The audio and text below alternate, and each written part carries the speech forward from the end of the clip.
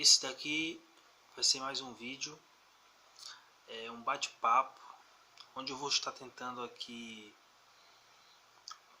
dizer algumas coisas que muita gente deveria saber por parte da mídia, das redes de televisão, mas que infelizmente elas não dizem. Bom, quando se tem condições de pagar um canal de TV a cabo, é muito fácil de você saber coisas que eu vou dizer aqui. Mas isso, sobretudo, é especificamente sobre um órgão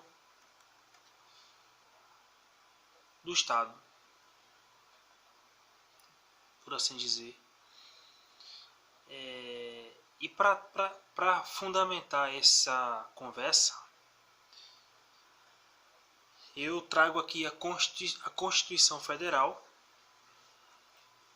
no artigo 37, e vocês vão entender onde eu quero chegar. A administração pública direta e indireta de qualquer dos poderes da União, dos Estados, do Distrito Federal e dos municípios obedecerá aos princípios da legalidade, impessoalidade e moralidade, publicidade e eficiência, e também ao seguinte. Artigo 37, eu li o caput do artigo 37 da Constituição Federal de 1988. Aí no seu inciso 2º, ele fala que a investidura em cargo ou emprego público depende de aprovação prévia em concurso público de provas ou de provas e títulos de acordo com a natureza e a complexidade do cargo ou emprego, na forma prevista em lei, ressalvadas as nomeações para cargo em comissão declarada em lei de livre nomeação e exoneração. Livre nomeação e exoneração. Há uns 3 anos, eu fui na Câmara Municipal da cidade de Escada perguntar o que eu já suspeitava. Quanto tempo faz que houve o último concurso? Na época, fazia 17 anos que havia sido realizado o último concurso. 17 anos. A Prefeitura do Cabo de Santo Agostinho já teve 2 concursos públicos para a Câmara de lá. O penúltimo concurso eu fiz para técnico legislativo. Passei, mas eu fiquei no cadastro de reserva. E o último que houve eu não fiz porque eu não estava estudando direito eleitoral.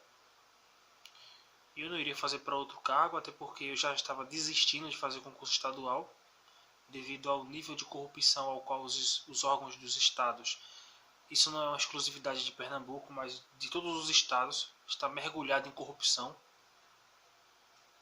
E a gente tem que escolher a gente tem que escolher trabalhar com o que gosta e com o que se identifica.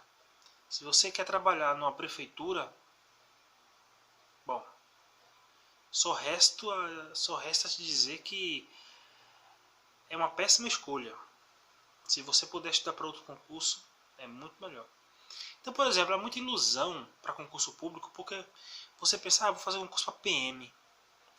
Depois que você entra, muitos falam que se arrependeram. E muitos acabam entrando em depressão, ficam perturbados, acabam se afastando da família, dos amigos, passam a serem odiados, e aí eles se afundam na bebida, viram alcoólatras e ficam jogados à sorte. Aí você quer ser um policial civil. Eu não sei qual das duas profissões é pior. Eu acho que as duas é ruim e só entra quem não sabe como é lá dentro ou não conversa com quem já entrou. Tem até policiais militares que fazem concurso para civil, e eu já ouvi da boca de uns já dizer que se arrependeram era melhor que tivesse ficado na PM, então parece que a civil ainda é pior.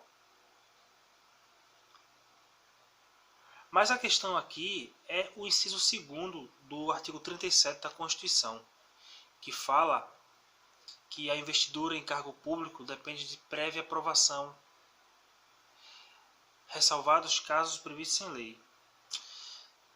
A doutrina do direito administrativo, ela fala que essa regra ela é relativa devido a eventuais oportunos que possam ocorrer no serviço público. Daí porque o administrador ele pode contratar uma pessoa para ser servidor público sem necessidade de aprovação prévia em concurso. Ele chama. Só que tem um detalhe.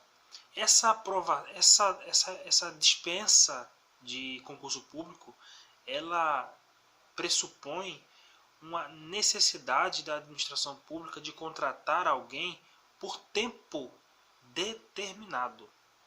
Daí que surge a necessidade de se contratar por tempo, sem que haja a necessidade de se abrir processo seletivo, fazer inscrição, ter que submeter a provas, porque é de caráter excepcional.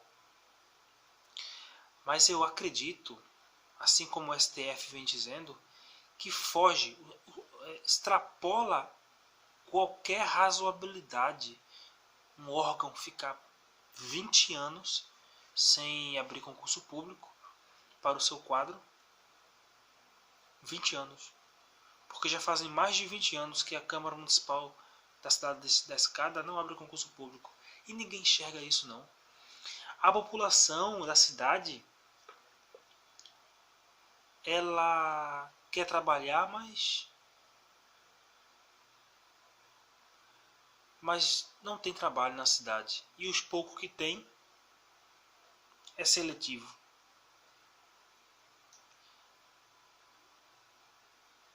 E esse órgão que há quase 5 anos eu fico olhando e não tem nem previsão.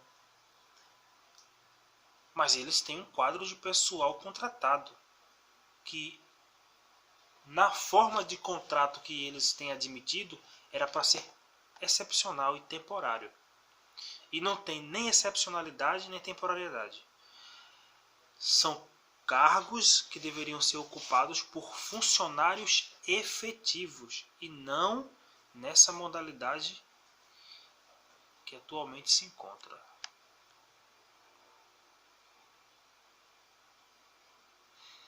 Outro detalhe que pesa muito na minha consciência: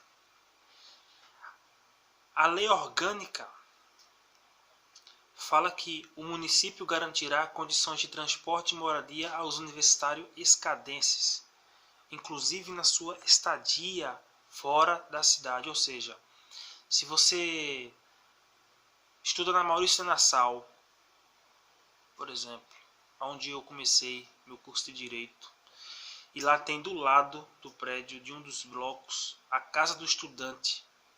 Lá tem 2 casas do estudante.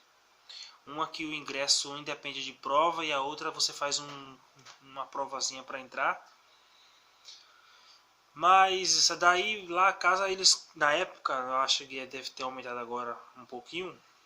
Na época era R$200 a mensalidade. Você tinha direito a café, almoço, janta e um quarto para dormir. Tem laboratório de informática, se bem que nem precisa, porque lá na universidade tem laboratório de informática em 3 blocos. E segundo a interpretação que é fácil de fazer, é que a lei orgânica ela diz, olha, a gente, é uma condição que a lei orgânica oferece, teoricamente. Porque na prática o município não prevê um mínimo de garantia nem para que você possa usufruir de uma carteira de estudante. E o município deveria garantir, sim, dinheiro de alguma forma, um recurso financeiro mínimo para que o estudante, conseguindo uma vaga na casa do estudante, ele possa ficar na casa do estudante e sendo custeado pelo município. Porque algumas leis orgânicas falam que o município garantirá transporte e moradia no local de estudo, quando na cidade não houver aquele curso que o aluno optou, ou quando ele ganhar uma bolsa, entendeu? Se ele ganhou uma bolsa de um programa do governo, que ele preencheu os requisitos do qual o município não tem não oferece condições de ingresso através daquele programa, e ele se beneficiou de um programa do governo federal, por exemplo, ou estadual, para estudar fora da cidade, o município tem a obrigação, porque é um direito, a educação é um direito. Aí eu vou remeter aqui para o artigo 6º, para você ver que o município ele tem que fazer isso para garantir a efetividade do artigo 6º da Constituição. Que diz, ó. Cadê? O artigo 5º é muito grande aqui.